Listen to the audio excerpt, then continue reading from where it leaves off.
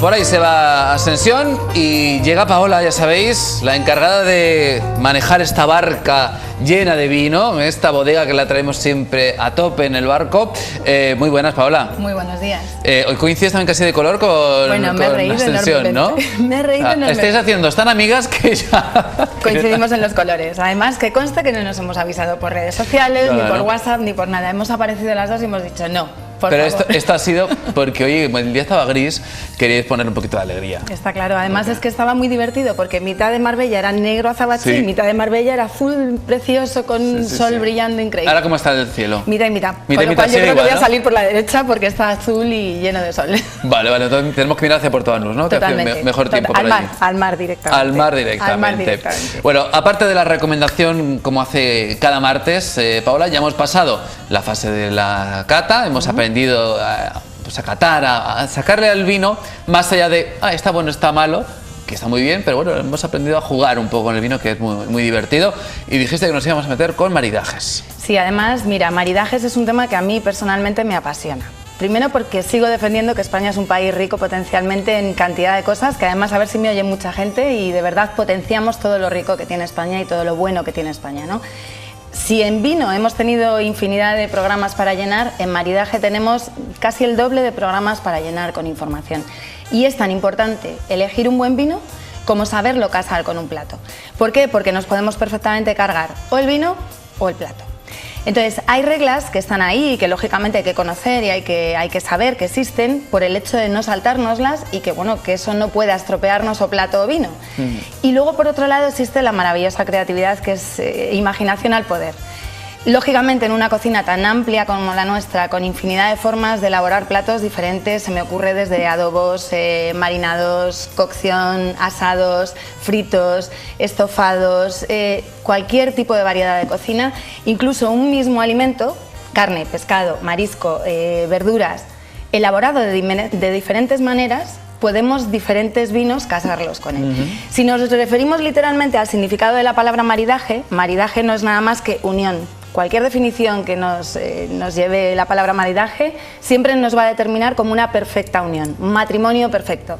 En un matrimonio perfecto es 50-50, con lo cual no puede haber pero algo... eso existe. Existe. Vale. Y hay que encontrarlo, además existe, hay que luchar por encontrarlo. Estoy segura, Roberto, de que hay que encontrarlo y lo encuentras. Pues si mira, te lo propones, pues lo encuentras. Ya está felizmente, porque vamos, decir que el matrimonio perfecto existe. Existe, por supuesto, igual que existe el maridaje perfecto en gastronomía, o sea que existe, vamos a defenderlo. Además, yo como defensora de que efectivamente existe la perfección en el mundo y vamos a encontrarla, en este caso, en la mesa.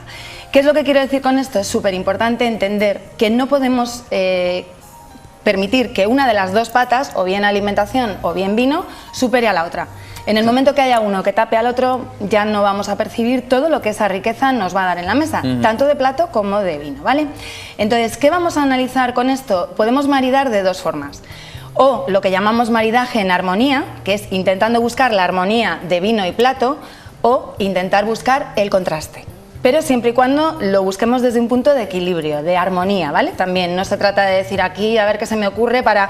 No, podemos romper y... Extravagancias en otras cosas. Las justas, efectivamente, ¿vale? Entonces, tenemos que elegir primero qué plato vamos a maridar, ¿vale? Y sí que es muy importante entender que cuando en una comida vamos a poner varios platos, vamos a poner entrantes, va a haber un primer plato, va a haber un plato principal, va a haber unos postres... Claro. Tenemos que ver si vamos a poner un vino o vamos a poner varios. En el caso de que vayamos a poner varios vinos, el abanico es muy amplio, con lo cual es muy fácil ir buscando vinos acordes a lo que estamos poniendo en la mesa.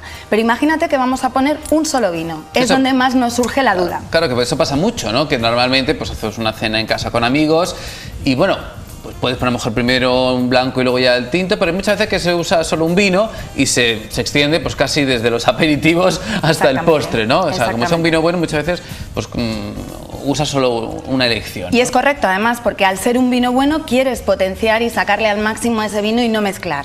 Si nos acordamos de todos los programas anteriores, podemos ir viendo que había una serie de pautas que armonizaban y servían en orden los vinos.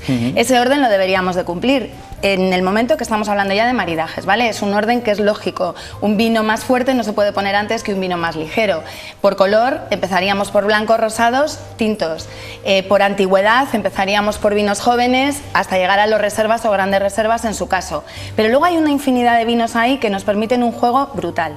Se me ocurre ahora mismo en el maridaje, por ejemplo, pues un poco chocante, una tabla de quesos. Pues una tabla de quesos, y estando donde estamos, es ideal con un vino de Málaga. Claro. Ideal con un vino dulce. Y hay mucha gente que de repente dice, uff, quesos, ¿y ahora qué le ponemos? ¿Un blanco, un rosado, un tinto?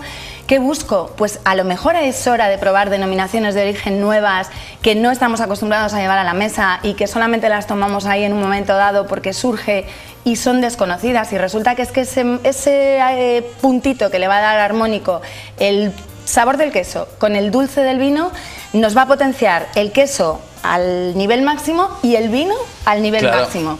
Un vino dulce, por ejemplo, es ideal para patos, es ideal para foies.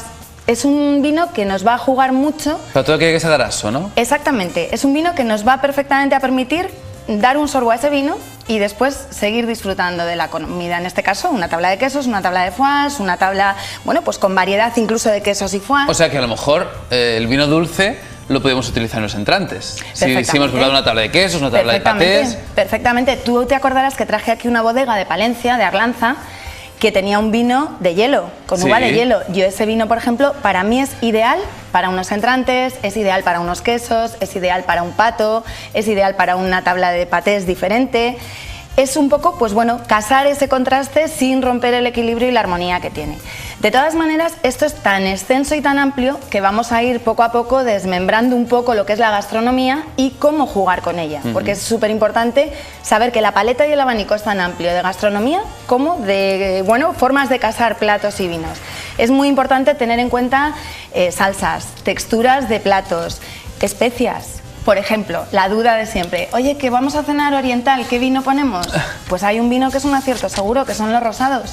Para la comida oriental. Acierto seguro. O sea, ya te puedo asegurar que tú pones un rosado con un plato que tiene sabores agridulces, que tiene una mezcla muy específica de distintos sabores y de distintos aromas, incluso que vuelven nariz-boca, que juegan. Y te puedo decir que un vino rosado va a decir, chapó, abre otra botella que esta se ha acabado y nos ha gustado la mezcla. Entonces, eso es lo que vamos a intentar descubrir. Perfecto. Vamos a hablar de los huevos también, que juegan un importante, bueno, aspecto en la gastronomía nuestra a nivel de elaborar salsas, a nivel de elaborar ensaladillas, ensaladas. Hay que tener muchísimo cuidado, por ejemplo, con todo lo que son platos que llevan vinagres, cuando tenemos un adobo, cuando tenemos... Y luego, cuidadito, que no nos podemos olvidar de las guarniciones. Porque a veces decimos, vale, voy a poner una carne o voy a poner un pescado. Muy bien, ¿cómo es el pescado? Pues es más suave o está más especiado o tiene una salsa elaborada o va al horno. Vale, me casa con este vino, pero a lo mejor se nos ocurre poner unas alcachofas o unos espárragos de guarnición y ya, olvídate porque el maridaje se va totalmente abajo y hay que volver a empezar y el que nos va a condicionar es la guarnición. ¿Por qué? Pues porque, por ejemplo, hay alimentos como es la berenjena, como son los espárragos, como son las alcachofas, que aportan un sabor metalizado en la boca y que dependiendo del vino que le vayamos a poner, nos va a permitir saborear ese vino o destrozar el plato y el vino. Con lo cual, lo que vamos a intentar en este espacio es desmembrar al máximo la gastronomía, viendo pues lo que estamos hablando, pescados, mariscos, los típicos maridajes, que eso sí que lógicamente son un acierto seguro, carne con tintos, pescados y mariscos con blancos, pero vamos a intentar combinar una serie de aspectos que influyen infinitamente a la hora de maridar un plato y un vino. Por ejemplo, la temperatura. Yo en el sur, lógicamente, tengo un tipo de gastronomía porque mi clima me lo da. Sin embargo, en el norte tienen otro clima mucho más frío y no van a poder disfrutar de un vino tinto a la temperatura que a lo mejor deberían, precisamente porque están condicionados por su clima. Entonces, bueno, eso también es una forma de tener en cuenta que un maridaje no es tan sencillo como decir elijo el plato, elijo el vino y cada uno que disfrute. Pues, hay muchas más cosas de lo que yo pensaba, Paola, con esto del maridaje. O sea que vamos a aprender mucho los martes, ya sabéis, hoy era un poco presentar, a partir del próximo martes, ella va haciendo pues como sus lecciones, y vamos a ir, igual que hicimos con la cata, poquito a poco para que quede claro, para que sean conceptos sencillos y que los digiramos. Bien, por cierto, antes de terminar, hoy, ¿qué bodega nos recomiendas? Hoy una bodega que me tiene enamorada, pero locamente enamorada. Esto dices todas las semanas. No te vas a poder decantar por un hijo nunca. La verdad es que es difícil, y de hecho me han preguntado más de una vez cuál es tu vino y digo, ¡buf! Tengo tantos. Exactamente, es muy difícil. Tengo el corazón partidito por España y por las distintas denominaciones. No, pero esta me tiene loca porque a mí normalmente, yo lo confieso, soy del norte y soy de vinos tintos. Sí. En este caso traigo un blanco y yo no todos los blancos me tienen enamorada. Este blanco me tiene completamente loca y de los que hay en la mesa, concretamente uno, que es el que está fermentado sobre Elías. Ese me tiene enloquecida. O sea, eso es un vino que es, no lo sé, el diamante en bruto de los vinos blancos y de esta denominación, que es una maravilla. Es albariño, ¿no? Es Rías Baixas, lógicamente con la variedad de albariño, monovarietal.